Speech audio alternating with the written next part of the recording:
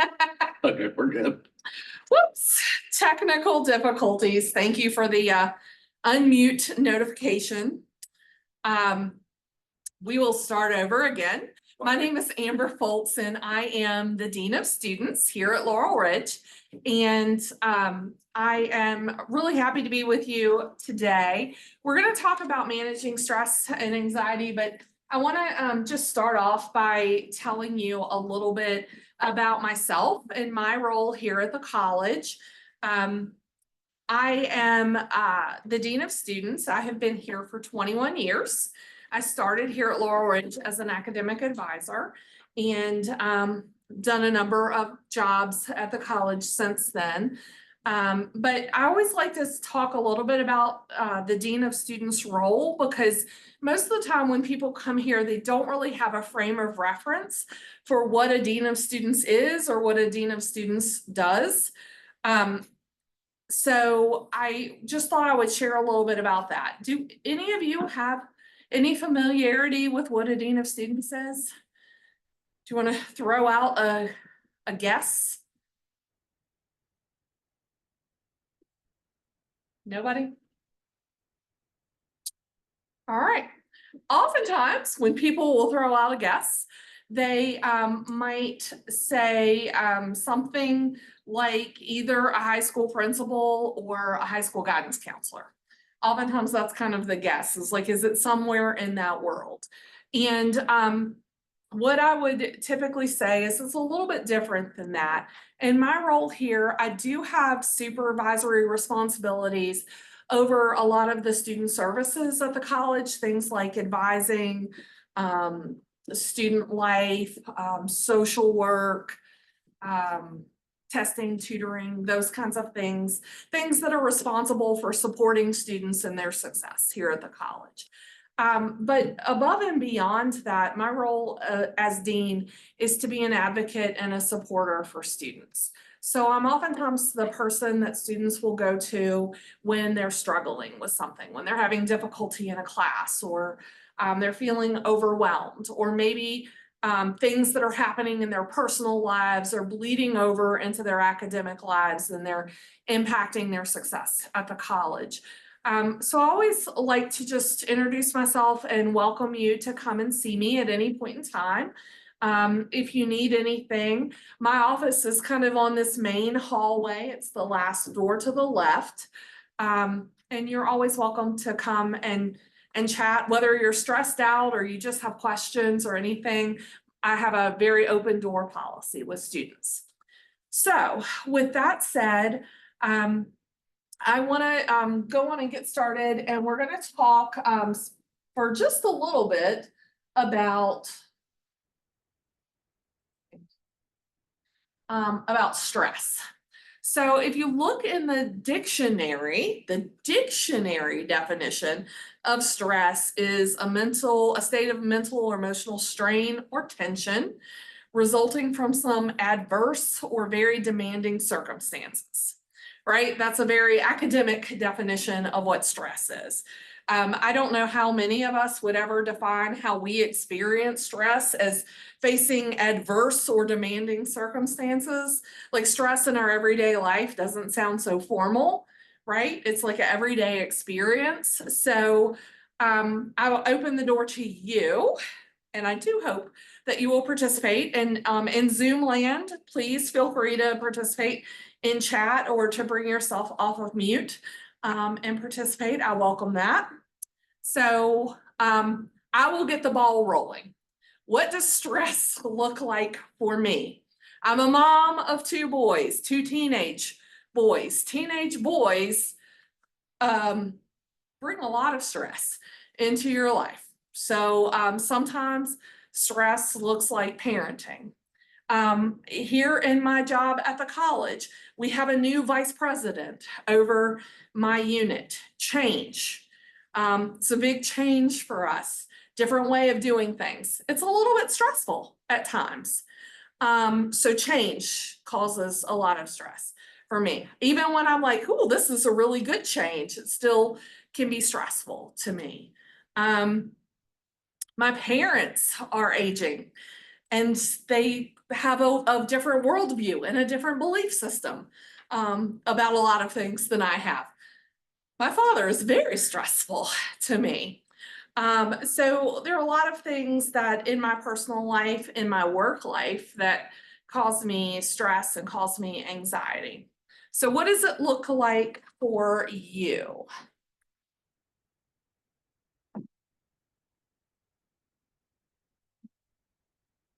Somebody, you're gonna be brave. Okay.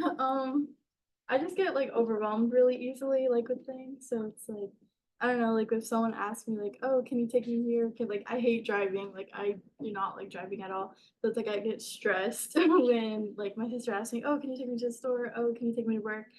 Um, but yeah, like when school comes, it's like just a lot of like, it's a lot. It's just a lot. So a lot of demands at one time, stressful driving. I have a 16-year-old new driver. He would absolutely agree with you. He thinks that's the most stressful thing on earth and will try to weasel out of it whenever he can. So yeah, that can definitely be stressful. What else? Let's see, going at a different pace than everyone else. Like when things are piled on you at once without knowing what you're doing. Yeah, ever heard somebody say, how do you eat an elephant one bite at a time? Sometimes it's hard to remember that when it does feel like everything's hitting me at the same time. And now I'm feeling a little manic about how on earth am I going to get all of this stuff done? And am I even equipped to be able to get it done? Uncertainty. Yeah, the unknown, that is scary. Definitely. Anybody else? In-laws. Oh, in-laws, amen. Being overworked, especially taking tests or exams for multiple subjects. Getting burnout, yes, for sure.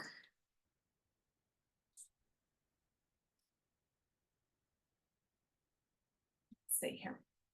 So what happens when we get stressed out?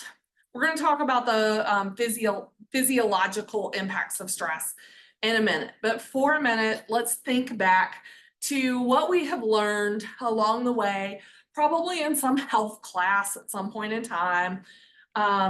Maybe when a guidance counselor came to a class in high school, they may have talked about the fight or flight response that we have when we get to stressful situations.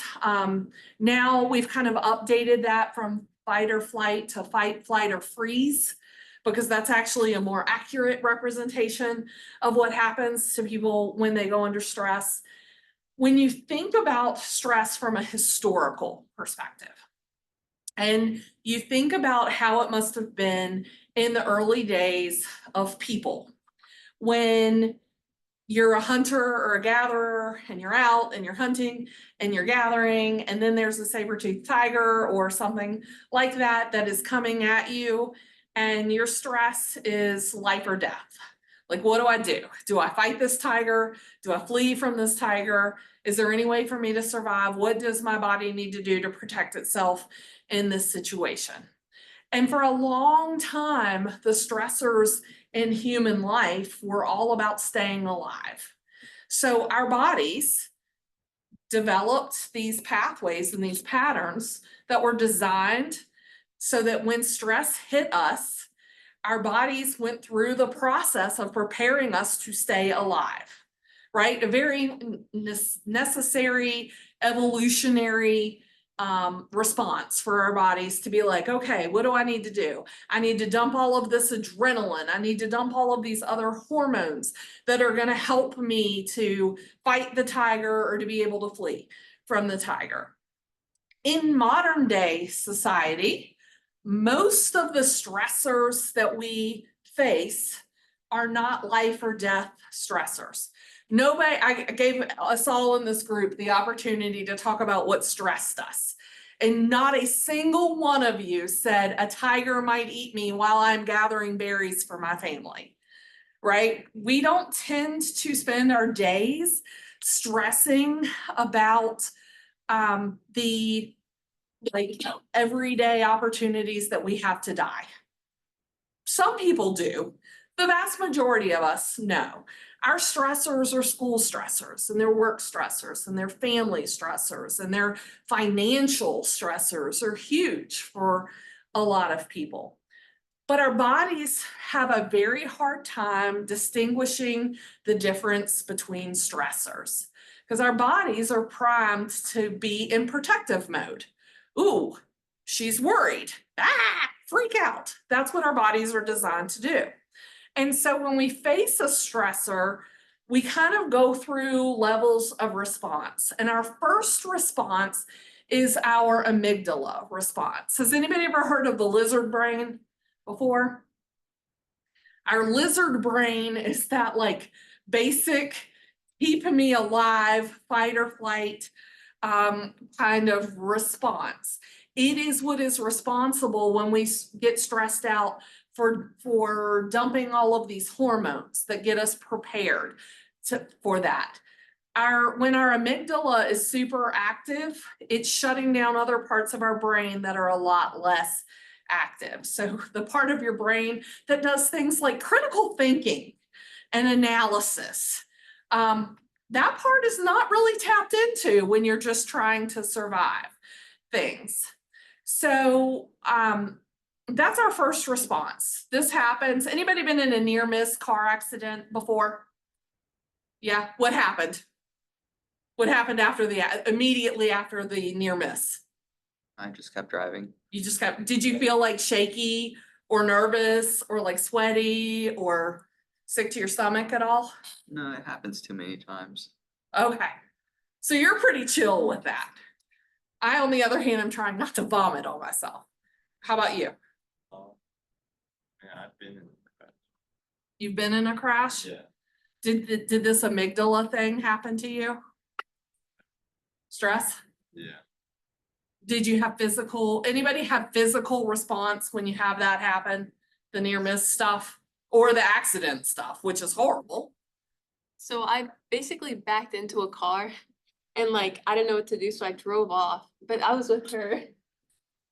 And so she was like, you have to go back and confront them. She didn't even like notice. She was like, wait, I hit the car. And I'm like, you didn't hear the beep beep beep. And every time I'm driving with her, I go like I'm like about to brake, like I'm gonna brake for her. And it's like, but yeah, that's how I respond to it. So your amygdala response is so strong that you were prepared for flight or fight every time you're in the car with them. Yeah. Well, with everyone, but yeah, mostly her. Okay. The car trauma, I'm putting the pieces together. It's Mhm. making sense. Oh, I hate it. Okay, so that's that initial response. What happens after the initial response? After we've had a chance to cool down and be like, whoa, this thing isn't gonna kill me. I'm not dying today, not in this moment anyway.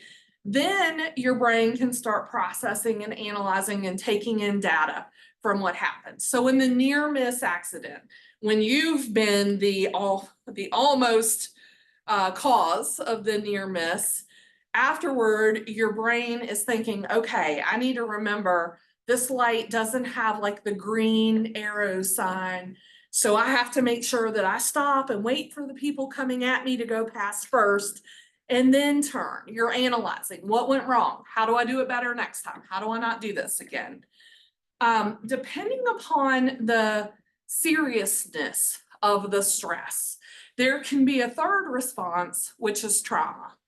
Now, oftentimes we're not traumatized by the everyday stressors that we face in life, but sometimes we are.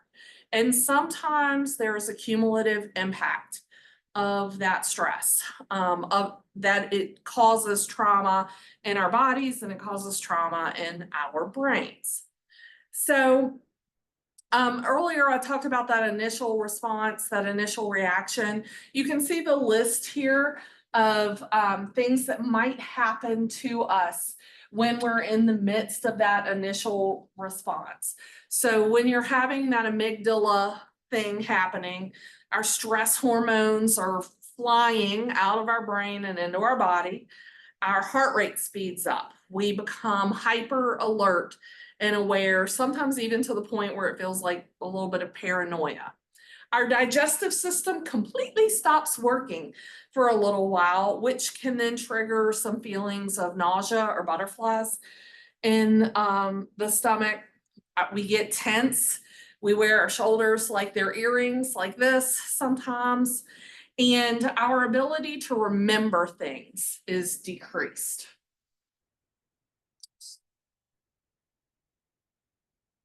Okay. So with time, there are a lot of negative impacts to holding on to stress.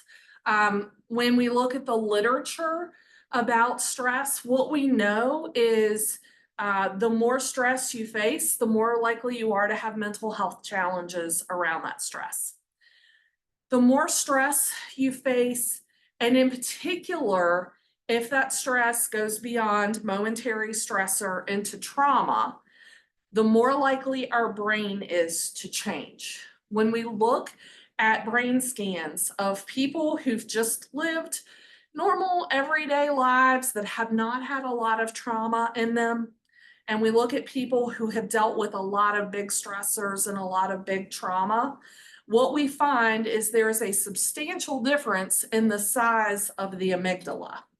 So the more you stress, the more your amygdala grows. The more your amygdala grows, the more reactive it is to stress. And the more you stress, the more your amygdala grows. So it's a very cyclical thing. Stress can cause us issues with memory. I'm gonna derail for just a minute here and talk about test anxiety. Because oftentimes when I talk to students about the stresses that they're facing, sometimes it's the personal stuff happening in life, and sometimes it's the financial stuff happening in life. But oftentimes, in particular with college students, it is the stress that is brought on by a testing scenario. So I want to talk about that for a minute. Anybody here ever experienced what you would call test anxiety? Couple people in the room, maybe some people in Zoom. Anybody here ever had a test put down in front of them and had the sensation of going blank? Seeing some nods, seeing some hand raises, seeing another chat. If you want to leave it up, you can just leave it up. Yep, Yeah. yep, yep.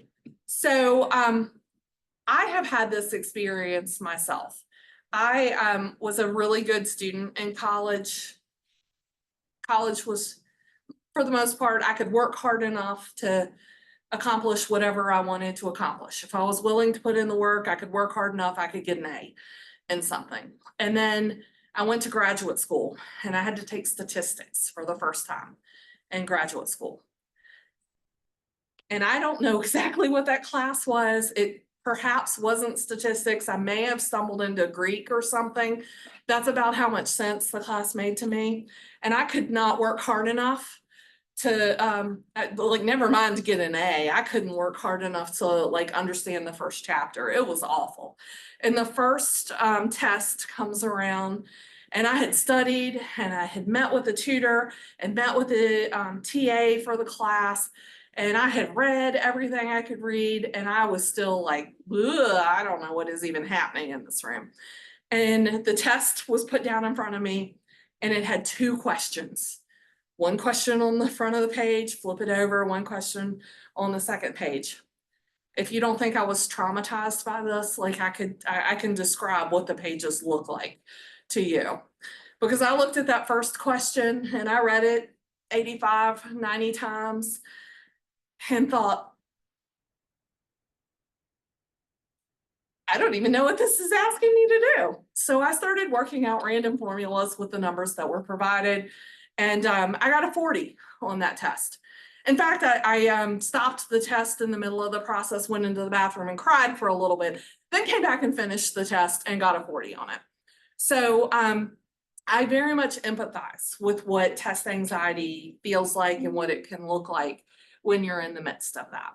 One of the things that we know, and in hindsight, knowing now what I know, looking back, I really do believe that part of the reason that I froze up so much is that I had so much anxiety about not getting it in that class that like my brain just couldn't even work.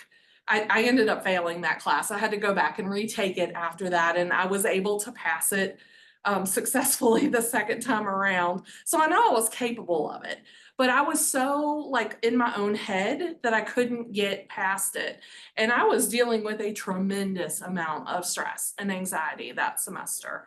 And so one of the things that we know about the stress and anxiety, I mentioned before, when you're in that moment of like freak out, the part of your brain that's responsible for your survival is so overactive that the part of your brain responsible for memory and recall, the things that you need on a test, that's being understimulated, right? It's shut down while you're in protective mode. So one of the things that we're going to talk about is some of the ways that you can kind of deal with those stressful situations. And I'm going to do it in the framework of testing in particular, but these are strategies that will help with a lot of other situations and scenarios and experiences that you might have as well. Oh, heath problems. That should say health problems. Another issue is just generalized health issues, heart issues, those kinds of things.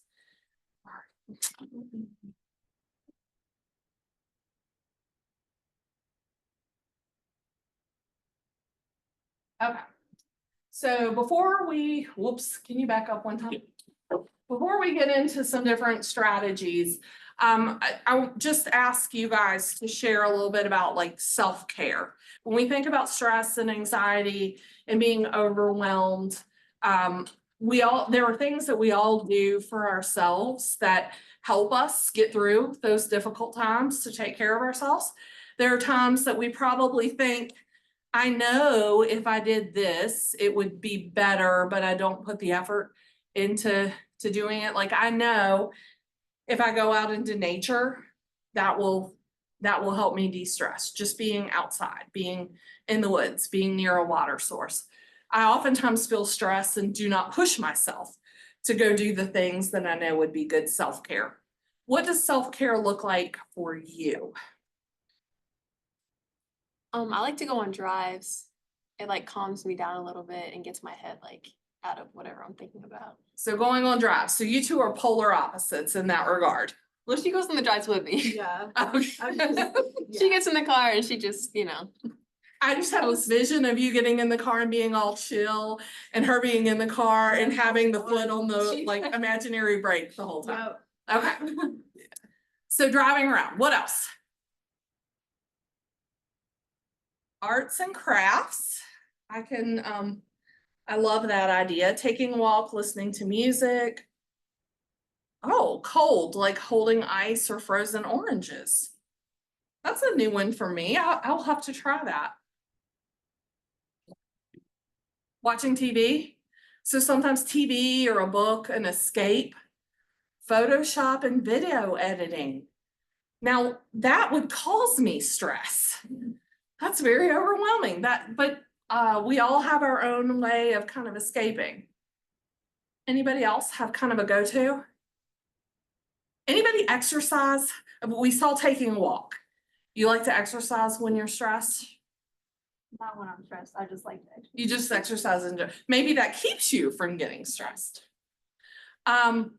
Exercise is always a good physical de-stressor. I see Holly says that exercise stresses me. I kind of feel that way sometimes too. But it does, clinically, it is a good way of resetting your body. Even if it's not heavy exercise, even if it is taking a walk while you're listening to music. Sleep is a good way of dealing with stress. A lot of times, and I'm a little surprised because normally somebody will say something like take a bath or get a pedicure, or those kinds of things tend to commonly come up with like de-stressing. Like we have this idea in our head of what self-care should look like, and somehow we've associated that with pampering in some ways. And that is probably de-stressing in a lot of ways, but sometimes those kinds of, especially like get a pedicure or something, get a massage, those can cause financial stress even when they're relieving whatever other stress you're dealing with. So those are kind of one-off. Playing guitar helps stress, yes. For the musically talented, those kinds of things. So think about like what your self-care could look like, and try to tap into that when you are kind of in those moments where you can feel the stress physically. Let that help you to lose that stress, and even be strategic about planning those kinds of things when you're not under stress as just part of your like way of taking care of yourself on the daily. Like exercising even when you're not stressed is a great way of taking care of yourself on the daily. So one of the things I always like to do, why I can't get this right, is actually give you some hands-on tangible strategies to deal with stress and anxiety. So we are actually going to practice a couple of those strategies just for a few minutes today. But before I do, I want to share a couple of other strategies. So in a world a long time ago, before I came to the college, I worked for a period of time as in a sexual assault and domestic violence program. So you can probably imagine that when you work in a program like that, you are working with people who are under a tremendous amount of stress, and some people who have had the cumulative trauma of that stress for years, a lifetime sometimes. So I was not a counselor at that center. I didn't have the opportunity to be involved with that, but I did get to see kind of from the outside looking in what some of our counselors, the work they were doing with our clients about how to manage their trauma, how to manage their stress, how to deal with things like triggers, how to get up every morning and keep going in the face of really traumatic things that had happened to them. And I learned some things then that made me think, like, if these strategies can work for you when you've had these truly heinous, life-altering things happen, then they ought to be able to work for me on the daily. And I've held on to these things over the years, and some of them have been some of the most helpful things for me when I've had periods of a lot of stress. So the first strategy is a very simple visualization. And that visualization is a stop sign. Anybody ever had like patterns of like circular negative thinking, negative self-talk that might go something like, I've got that test tomorrow. I've got to get up early to study for the test tomorrow. I'm worried about the test tomorrow. I'm not sure that I'm prepared for that test tomorrow. What is going to happen if I don't do well on the test tomorrow? Wait a second. I really need to be asleep because it's now midnight and I've got that test tomorrow. And if I don't get good sleep, I'll never do well on the test tomorrow, but I'm not sure that I'm prepared for the test tomorrow. But I really need to go to sleep because now it's 12:30 and I'm still not asleep and the minutes are still ticking by. Is this just me? Anybody else? Alternatively, it could look something like, I said a stupid thing to somebody today. I cannot believe I said the stupid thing to somebody today. I'm mortified by the stupid thing I said to somebody today. Are they ever going to forgive me for the stupid thing I said to them today? Will I ever forget the stupid thing that I said to them today? I really need to forget the stupid thing I said to them today because I'm never going to sleep if I keep thinking about the stupid thing I said to them today. That might also be what that loop might sound and look like. So one of the strategies for dealing with that kind of thing is the visualization of a stop sign. We've all been on a road before. Now we know these two spend time on the roads with lots of different feelings, but they definitely know what a stop sign looks like. So we envision in the middle of this thinking, we think, oh, big red stop sign. Picture the stop sign in your head. I am not going to continue down this train of thought. I am stopped here. I am going to make a right or I'm going to make a left, but I will not keep going down this road because this road is not good for me. And then in a little while, when the thoughts creep back up, as they inevitably will, you pull your stop sign back up again. Stop. I'm not going to keep thinking about this. This is not good for me. I'm going to think about kittens or I'm going to think about baby rabbits, but I'm not going to stay on this road anymore. So that is one strategy that works for a lot of people. It's simple, it's quick. Everybody knows what a stop sign looks like. You can envision it red, octagon. You can envision the shape, the font that the stop is written in white. Like we all have that ingrained in our brain. So that one is a quick, easy go-to. That one's never been the most successful for me. For some reason, I need my visualizations to be more complex and involved and detailed than the stop sign. So an alternative visualization, if you need something like that to stop that negative thinking and that cyclical thinking, is to envision yourself on a beach. You're on the beach. In front of you on the beach is a pirate's chest. Picture what your pirate's chest looks like. My pirate's chest has the like rounded half circle lid, and it has like an old brass lock with a skeleton key, kind of padlock kind of thing. It's pretty beat up. It has lots of like rivets and stuff on it. There's a lot of metal adornment to it. And so I vision my pirate's chest on the beach. And then once I have figured out what my pirate's chest looks like, I walk over to it and I lift the lid. It, by the way, makes a sound when I lift it, when I open it up. And I literally envision myself leaning over and flinging the thoughts out of my head into my pirate's chest. I fling all the thoughts out of my head. I close the door really fast. It doesn't make the sound on the way back because I'm close it so fast. I put the lock on, I turn it so that it's locked, and I hold the key in my hand, and I decide what I'm gonna do with the key. Depends on what the thoughts are that I put in the box. Sometimes I obsess over things over which I have absolutely no control whatsoever. Like I might be obsessing about an election, for example. I mean, I have a teeny bit of control. I can go vote. I can, maybe I can go and try to convince other people to vote for my person. But in the grand scheme of things, my influence on who becomes our next president, pretty small, right?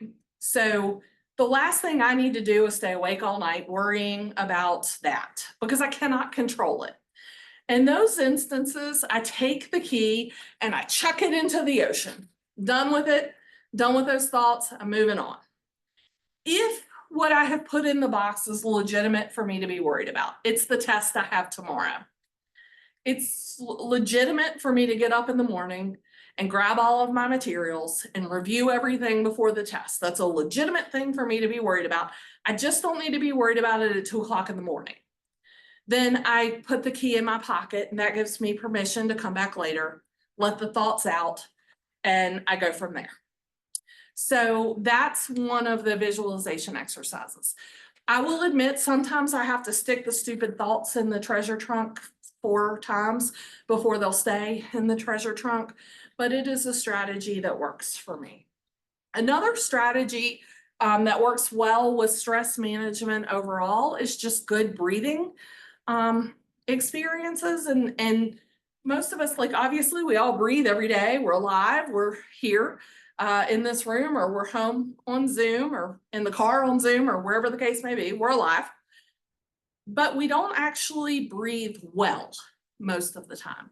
We are very shallow breathers. We do not use most of our lung capacity at any given point in time. And so if we do some exercises that will slow us down, let us do some good deep breathing. We're breathing out toxins. We're breathing in fresh air and oxygen. We're increasing the oxygen into our bloodstream, which then increases the oxygen in our brain, which is a really good thing for us.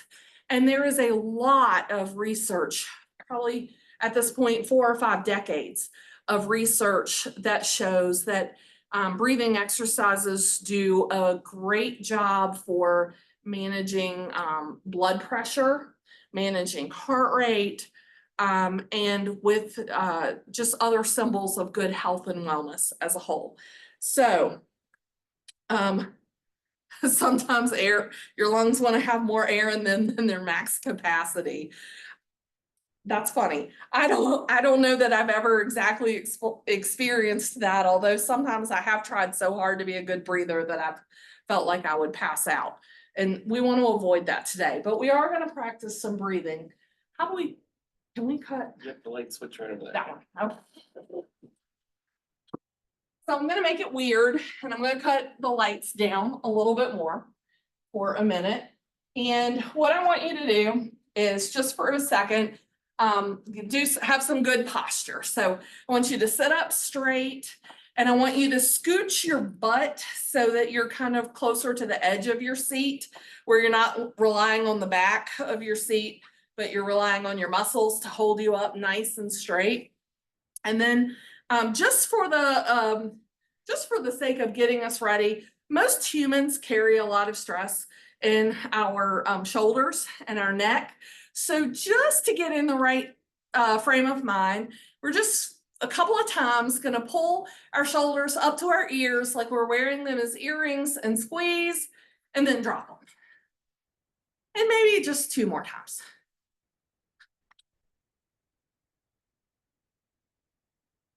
Okay, and then one time we're going to try to make our shoulder blades touch each other. And squeeze and drop. All right, there we go. Now we're a little looser to be able to breathe well. So what I want you to do while you're sitting up straight, good posture, we're making lots of room in here in the breathing zone. I want you to just very slowly, you're going to breathe in through your nose and out through your mouth. If you're congested and that doesn't work for you, just breathe however it works for you. And what I want you to do is concentrate on what they call belly breathing. So you want to try to breathe as if you were trying to get air in through your nose and down into your stomach. So you want your stomach to come out when you breathe in, you want it to decrease when you breathe out. And we're going to breathe in slowly to like the count of 4. So I don't mean like not like that, but just like a solid breath to the count of 4. And then we're just going to breathe out slowly. We're going to do this 3 times. If you do yoga on the regular, if you're super athletic, if you already practice breathing, you could probably do this till the cows come home. For those of us who don't really focus on breathing all of that frequently, any more than that back to back might make us feel a little lightheaded and tingly, and we don't want to pass out. So we're going to try 3 breaths, and then we'll do a visualization exercise. So we're going to breathe in and out. In and out. In and out. Anybody start to feel a little bit tingly? No? Good, then I stopped in time.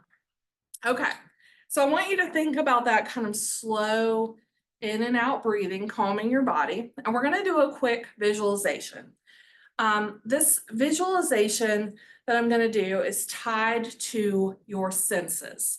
So when our brain stores memories, it attaches memories to our senses.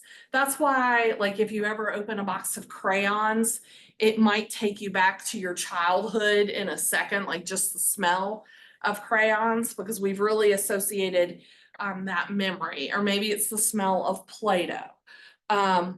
There are certain sounds that will take us back, songs that you hear and you automatically think of like a movie that you saw in the movie theater when you were a kid. So we're going to rely on that memory link to do this visualization. So what I want everybody to do is take a minute, and I want you to think about a time in your life that you felt the most relaxed and at peace you've ever been. So you got to think about a time and a place where you felt calm and at peace and relaxed. It could be the beach, it could be by a river sometime, it could be grandma's kitchen eating apple pie. Like, we all have memories in our past, places that we've been that we felt safe and comfortable and relaxed. And I want you to think about that memory while we're doing this exercise. You might find that it's hard to stay in the memory while we're doing this, and that's okay. If you find it difficult to stay in the memory, just try to reset yourself and get back in the memory when you pop out of it. That's just human. And we're just going to take a couple of minutes and do this exercise. So what I want you to do is get back in your good posture, sitting up straight so that we can do some good breathing. And I'm going to ask everybody to close your eyes, and Chris and I are going to close our eyes too. We're going to all do this together. So before we start, just one good deep breath.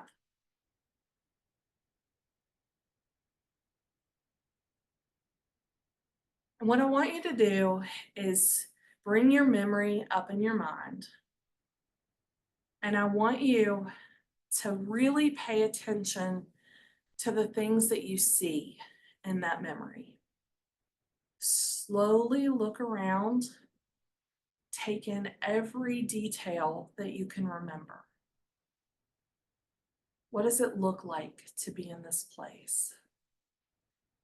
What colors do you see? What textures do you see? Do you see people, animals, nature, art, food? Take a minute in your mind and explore what it looks like to be in this place. You might even take a moment and take a 360 view, taking in every detail, remembering everything you can remember about being in this place.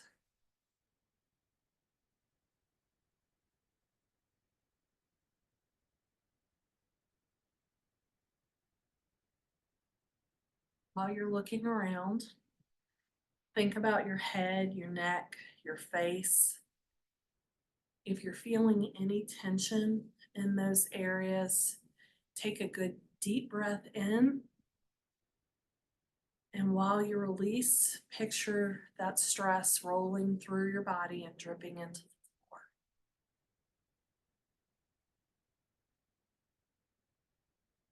Take another deep breath and release that tension.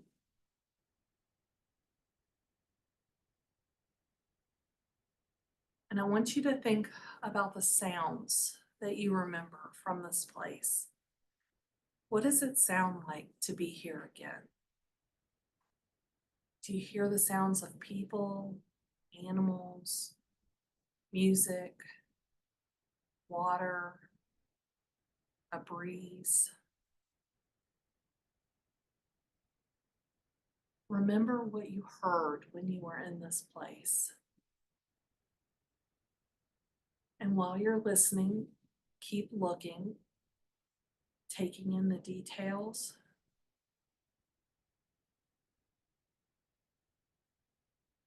remembering how peaceful and relaxing it is to be here.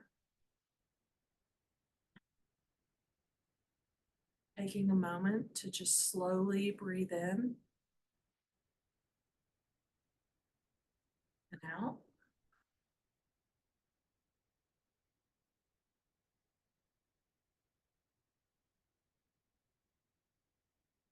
And then think about what it smells like in this place. Does it have a unique smell? Do you smell food? Do you smell animals? Do you smell salt water? Do you smell flowers? Does it smell like nature?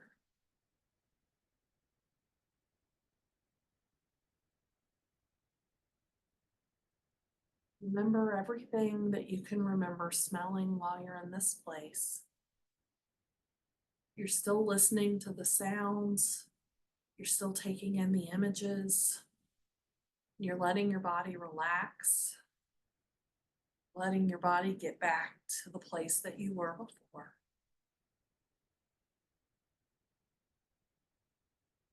You're slowly breathing.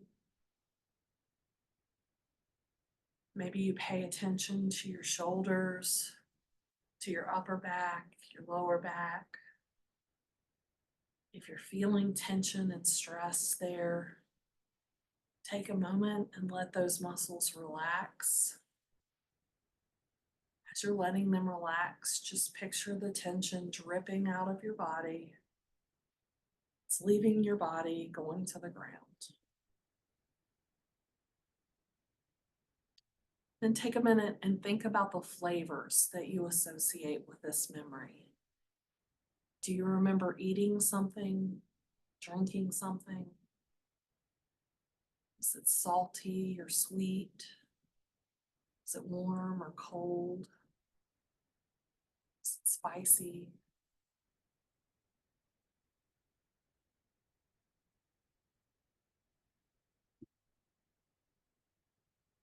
Remember how it felt to eat or drink something in this space. Let your body just take you back to that memory.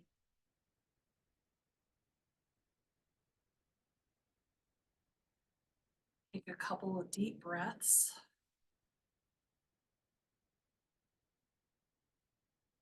Bring your attention to your body again. What does it feel like in your body to be in this space? Are you sitting? Are you standing? Are you lying down? Are you warm? Do you feel a breeze? What are the textures that you're touching? Do you have a blanket? Are you touching the sand?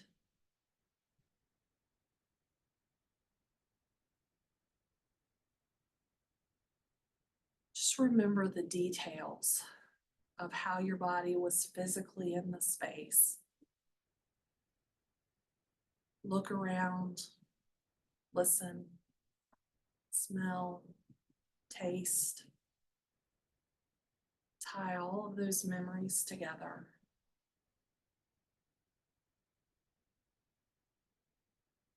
One more time, think about your hips, your legs, your ankles, your feet.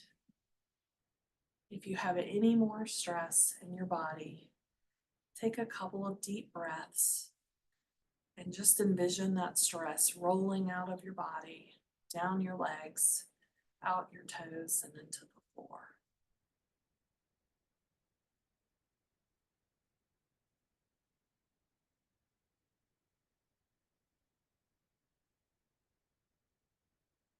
One last time, check in with all your senses. Think about the sights and the sounds and the smells and the taste. And think about how good your body feels to be back in this place.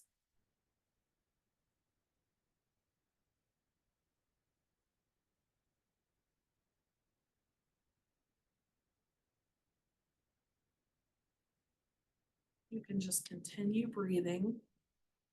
And when you're ready, you can open your eyes and come back to the classroom.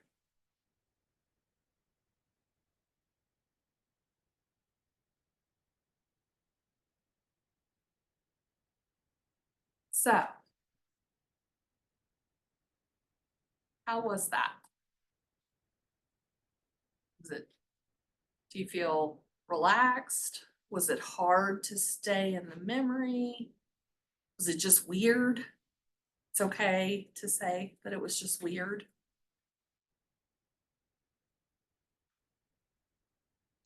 Okay, Sydney thinks they picked the wrong memory. I have done that before.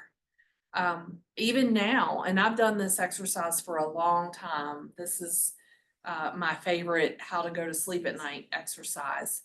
I don't always go to the same memory.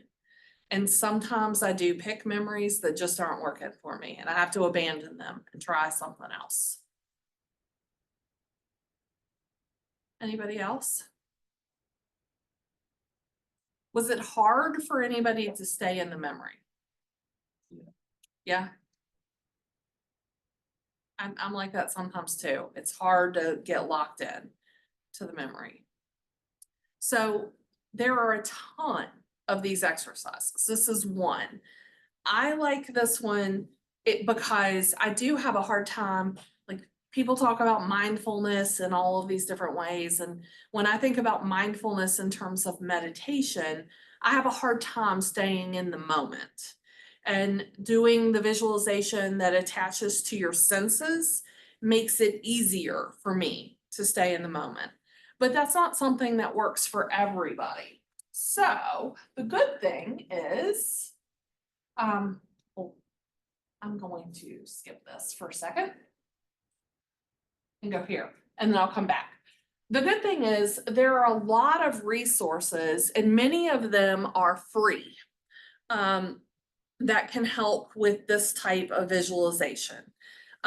Oftentimes it is easier to do guided visualization like I did with you today than it is to do it on your own, at least at first. So between these sites, there are thousands of different meditations that you can listen to, and you can try to find something that works for you. If you're able to find something that works for you, like I have found a couple of things. My pirate's chess works for my obsessive thinking, and the senses memory thing works when I just need to chill out. I just need help getting to sleep. Maybe I need to take a minute before I go give a stressful presentation or before I have to go address a conflict with somebody. That kind of helps me to get into the right mindset to do that. But those things work for me because I practice them.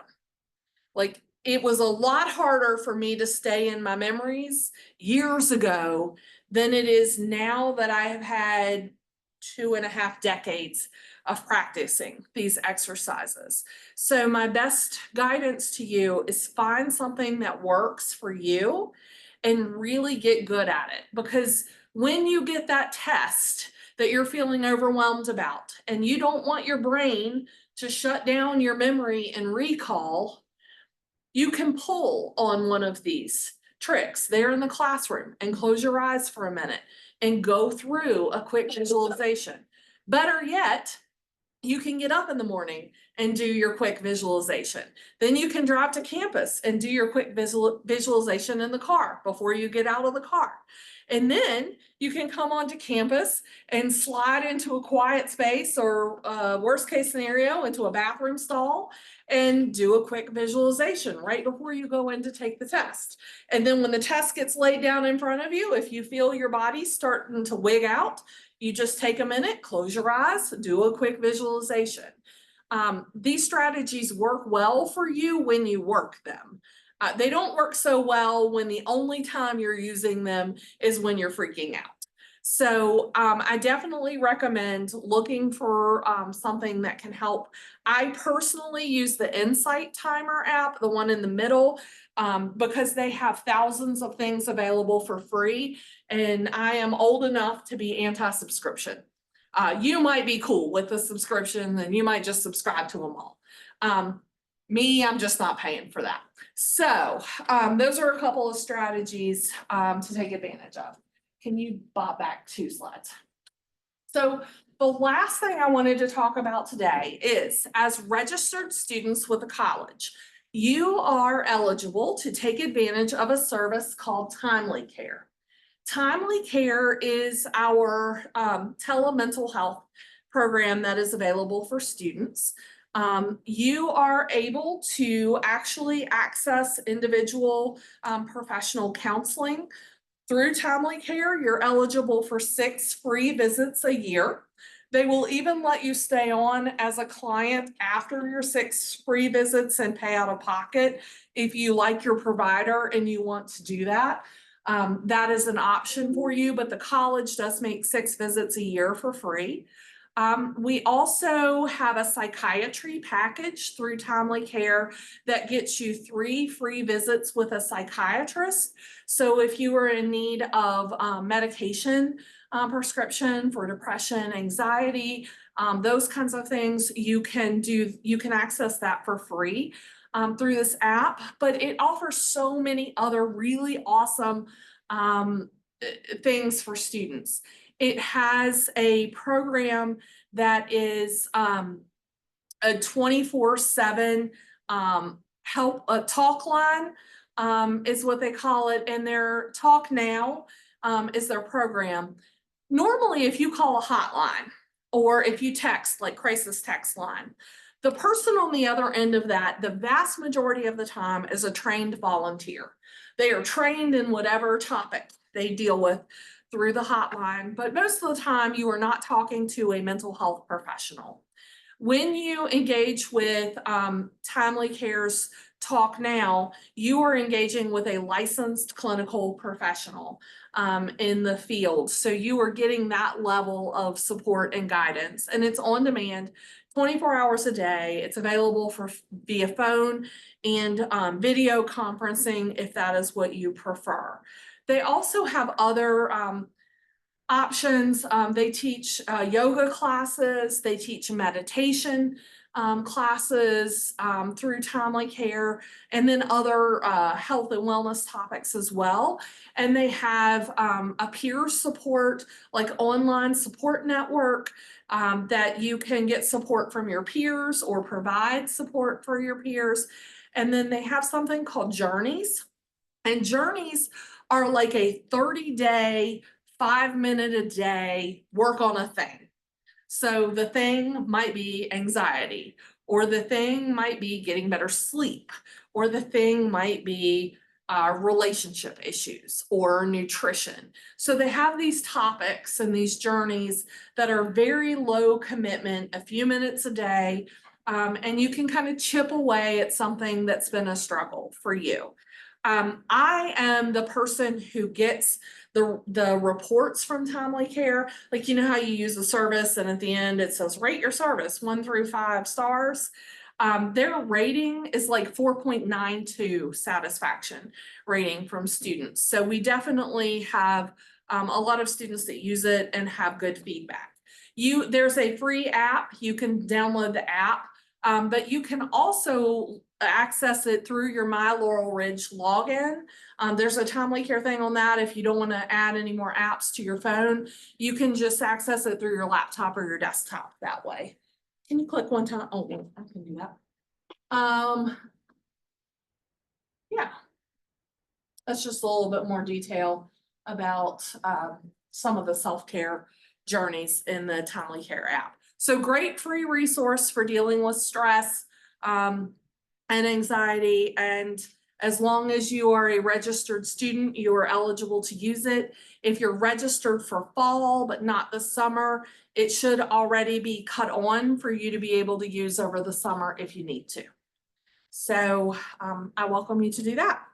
Any questions, concerns, final feedback?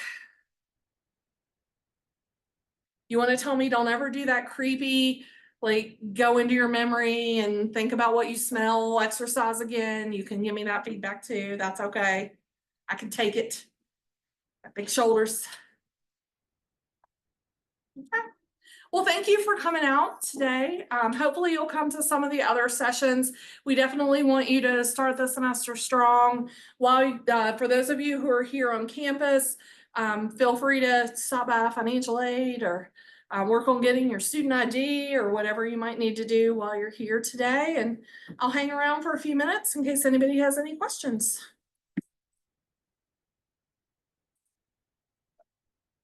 Oh, okay, for timely care, what to do if you don't have a phone number to give. So they do have a video access. What I would do is I would log in through your My Laurel Ridge account on your desktop or your laptop. And if I don't remember off the top of my head, if they absolutely require a phone number, if they absolutely require it, I would go on Google and set up a quick Google phone number and put that phone number in. Even if you're not using it, that gives you a real number to put in. And then when you make your appointment, you can make your appointment through the video rather than a phone call access. So you should still be able to do that even without a phone.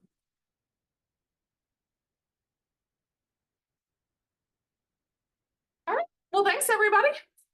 Have a great afternoon. Stay cool out there.